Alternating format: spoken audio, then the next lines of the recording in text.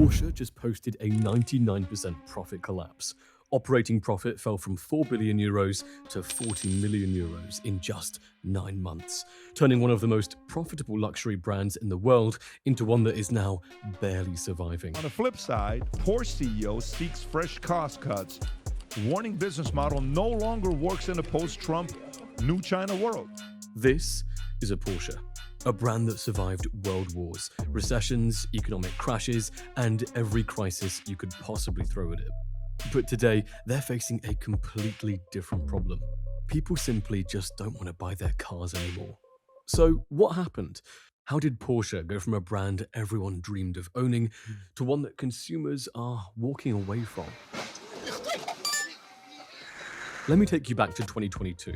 Porsche was at its absolute peak. It sold 309,000 cars and earned 6.8 billion euros with extremely high margins. The company was doing so well that it decided to go public that same year, raising 9 billion euros and reaching a valuation of nearly 75 billion euros.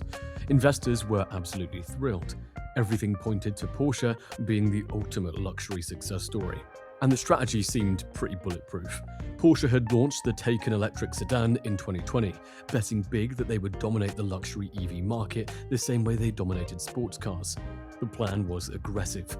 Reach 80% electric vehicle sales by 2030, invest billions in EV infrastructure, and lead the entire industry into the electric future. In 2021, CEO Oliver Blume announced they'd stop offering combustion engines in most models by the late 2020s, with the 911 staying gas-powered as the soul of the brand, while everything else, Cayenne, Macan, Panamera, 718, would go electric or hybrid. Porsche would become the premium EV leader, leveraging a century of engineering excellence to build the best electric cars money could buy. It's the German sports car manufacturer's first ever all-electric vehicle. The Taycan itself seemed like proof the strategy worked, winning awards and selling 41,000 units in 2023, which might not sound huge compared to Tesla's volumes, but for a $90,000 plus luxury sedan, that's respectable. Porsche positioned it as the thinking person's Tesla with better build quality, superior handling, real luxury materials, and the iconic badge on the hood. China was the crown jewel. By 2021, China had become Porsche's largest market, accounting for over 30% of global sales with nearly 96,000 units delivered. Young, affluent Chinese buyers loved German luxury brands, and Porsche's mix of performance and prestige fit perfectly. The company opened dealerships across major cities, hired thousands of Chinese employees, and built an entire regional headquarters in Shanghai. Everything looked perfect on paper. Record profits, successful IPO, growing EV sales, dominance in China, and a clear roadmap to an electric future. But here's what nobody saw coming. The Taycan had a serious problem, and China was about to turn into a disaster for Porsche. But before we continue, a quick thanks to the sponsor that made this video possible, UPDF 2.0, the new AI-powered PDF editor that lets you do way more than just open files. UPDF works on Windows, Mac, iOS, and Android, and one single license lets you edit and sync PDFs across all your devices. Seriously, you can edit text, replace images, or reorganize pages in seconds. It also makes reading easier. You can highlight, annotate, or switch to an eye-friendly dark mode for long sessions. But the best part is the AI assistant. It's powered by GPT-5 and DeepSeek R1, so you can chat directly with your PDFs, summarize long reports, translate, or even generate structured outlines from academic papers. And if you work with a lot of documents, like I do when researching topics like this one, it even lets you batch convert, compress, and add watermarks automatically. Right now, UPDF is running a Black Friday special offer. Check the first line in the description to get the deal, or try it out for free with the second link below. It's genuinely one of the smoothest PDF tools I've used. Fast, smart, and actually fun to work with. Now, Back to Porsche.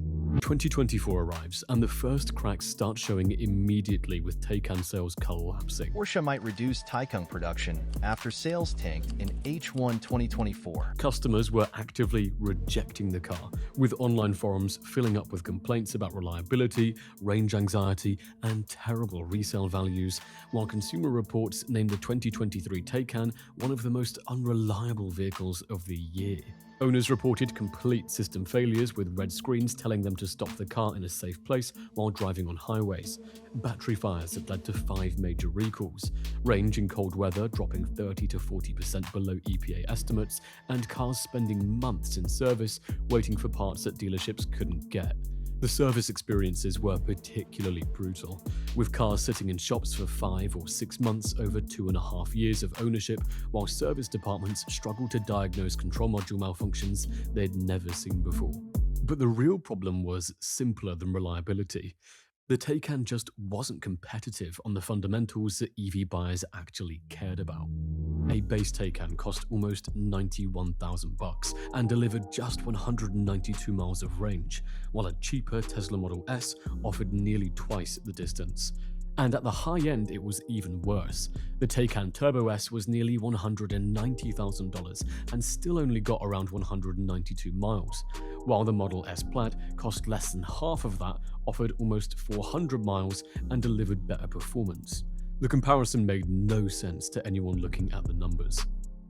And then, China exploded. The legendary German company Porsche, a symbol of engineering perfection, speed, and prestige, is facing the deepest crisis in its entire history. In 2024, Porsche's sales in China fell by 28%, dropping from 79,000 to 57,000 cars. Their biggest market collapsed in a single year, not because of the economy, but because Chinese buyers started looking for something completely different.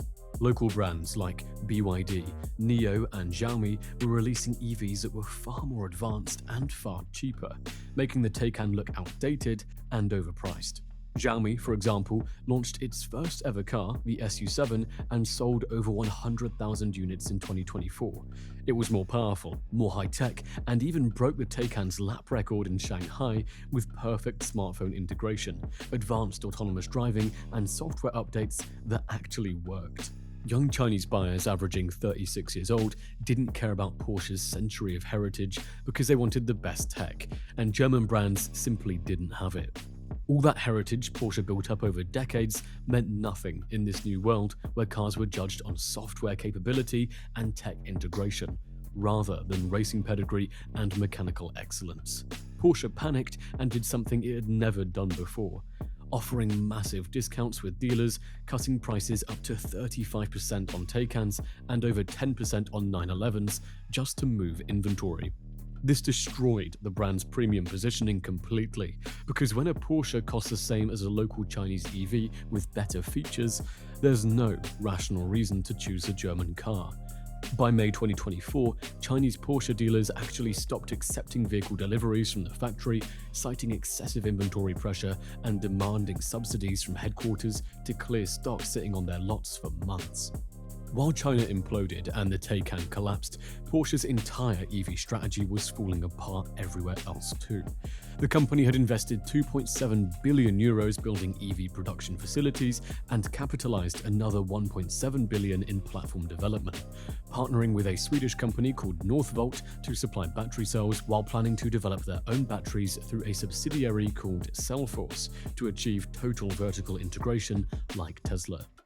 Then, in November 2024, Northvolt filed for bankruptcy. The $7 billion Northvolt EV battery plant, but now its parent company in Sweden has filed for bankruptcy. This completely destroyed Porsche's battery roadmap, delaying the new electric 718 Boxster and Cayman from their planned 2025 launch to at least 2027, and leaving a 2-year gap in the lineup. In August 2025, Porsche shut down its entire battery production operation, laid off 200 workers, and wrote off 400 million euros in investments that would never generate returns. The electric Macan launched in September 2024, a year late due to software problems from Volkswagen's troubled Cariad unit. But despite being positioned as a volume model to replace the old gas Macan in Europe, it only managed 18,000 units in its first partial year. The reason was simple. It cost roughly 30k more than the old Macan for tech that buyers considered outdated, with forum discussions full of people bluntly stating the car wasn't worth 111k.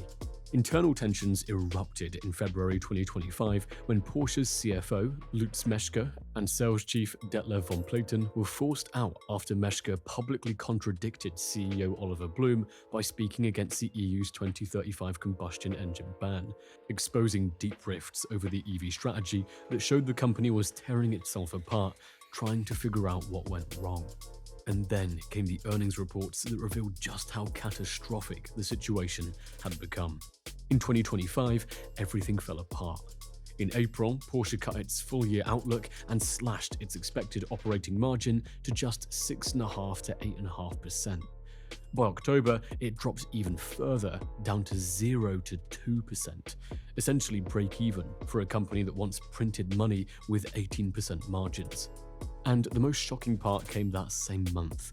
Porsche completely abandoned its flagship goal of having 80% of its sales be electric by 2030. No new plan, no new deadline, just a vague promise that they'd keep selling combustion, hybrids, and EVs for many years to come. It was a total surrender. The company had bet billions on an electric future and was now admitting the strategy had failed. And this is nothing. The worst was still to come. By July 2025, Oliver Blume could no longer hide it. In a leaked letter to 36,700 German employees, he laid out the crisis in brutal terms. Sales in China had fallen to historic lows. EV margins were far below those of combustion models, and US tariffs were creating massive financial pressure. Then came the admission that made headlines around the world. Warning business model no longer works in a post-Trump New China world. The company announced 3,900 job cuts by 2029 and a permanent reduction to 250,000 vehicles per year, about 20% below current levels. Taycan production was cut from 2 shifts to just 1. They weren't treating this as a temporary setback, but as a permanent downsizing of the company. Meanwhile, competitors were eating Porsche's market alive.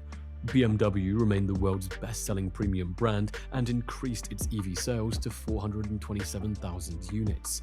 Tesla continued to dominate the electric luxury segment, selling 10 times more than the Taycan.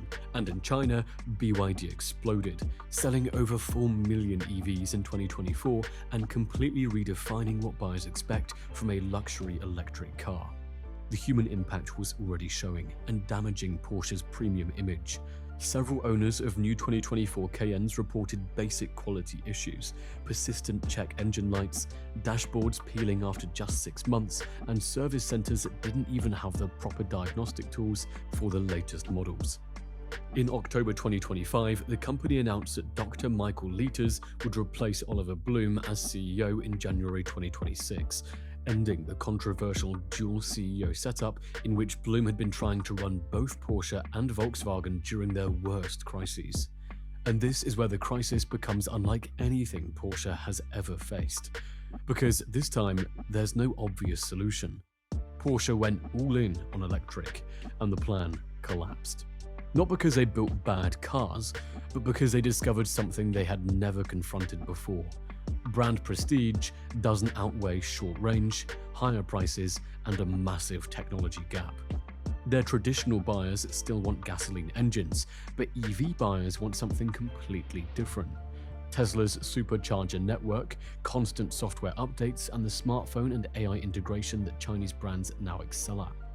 Honestly, I'm not surprised people don't want to buy Porsche anymore. I wouldn't buy one myself. It just isn't worth it, in my opinion. But I'd love to know what you think, so drop a comment, and please don't forget to subscribe. Cheers.